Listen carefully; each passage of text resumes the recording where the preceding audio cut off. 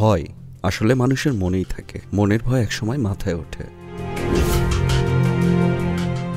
ভয় গিলে খায় মানুষের স্বাভাবিক চিন্তার ক্ষমতাকে।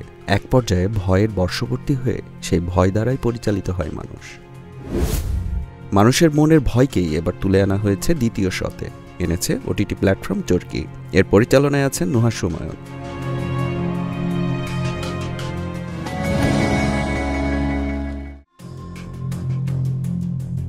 মূলত নুহাশ হুমায়ুন পরিচালিত আলোচিত সিরিজ পেট কাটা শ এর দ্বিতীয় সিজন হলো দ্বিতীয় শ।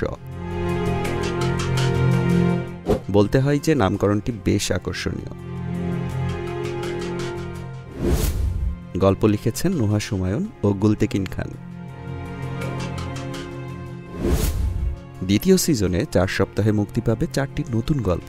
এগুলো হলো ওয়াক্ত, ভাগ্য ভালো, অন্তরা ও বেসুরা। এরই মধ্যে প্রথম 2টি পর্ব মুক্তি পেয়েছে। চরকি বলেছে দ্বিতীয় শ একটি সাইকোলজিক্যাল হরর জনরা সিরিজ।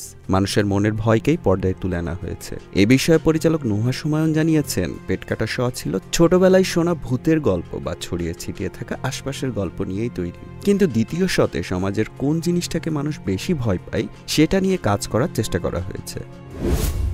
দ্বিতীয় শ এর কাহিনী নিয়ে চরকিও বলছে একই কথা। কোনটি বেশি ভয়ের, জিন, ভূত, শয়তান নাকি ডাইনি নাকি মানুষের? স্বীকার করতে হয় যে বেশ সুন্দর একটি ভাবনা।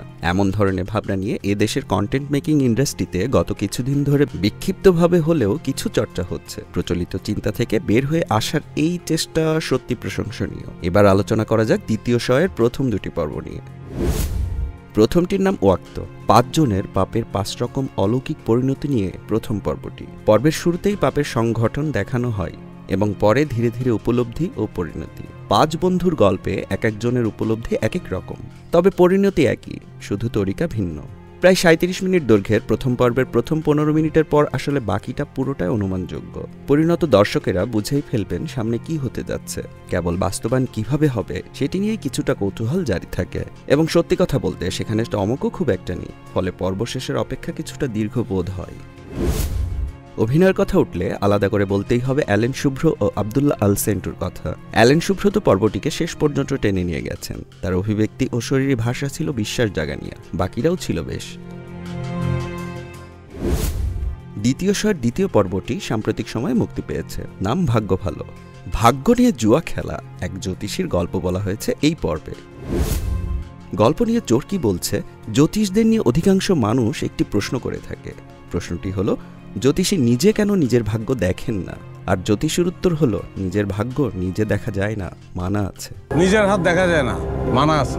তো সেই জ্যোতিষীকে নিয়েই গল্প এগোই। অন্তত শেষের প্রান্তে যাওয়ার আগ পর্যন্ত দর্শকের আগ্রহ ধরে রাখার উপাদান আছে ভালো মতোই। তার চেয়েও বড় কথা, জ্যোতিষ চরিত্রে আছেন মোশাররফ করিম। দর্শকের বাড়তি আগ্রহ উৎপাদনে এই নামটি যথেষ্ট।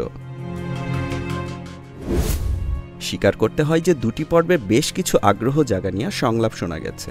এই সংলাপগুলো পুরনো দিনের চিন্তাকে নতুন করে উস্কে দেয় এবং ভাবতে শেখায়ও বটে। তবে সমাজের বিদ্যমান ভয়ের উপকরণগুলো ব্যবহারে কিছুটা তাড়াহুড়ো পরিলক্ষিত হয়েছে। অবশ্য দ্বিতীয় শ এর আরও 2 পর্ব আসছে। এই পর্বগুলোতে নিশ্চয়ই আরও আকর্ষণীয় ও চমকপ্রদ উপকরণ আছে। পরিচালক নুহাশ হুমায়ুনের কাছে এমন আশা তো করাই যেতে পারে।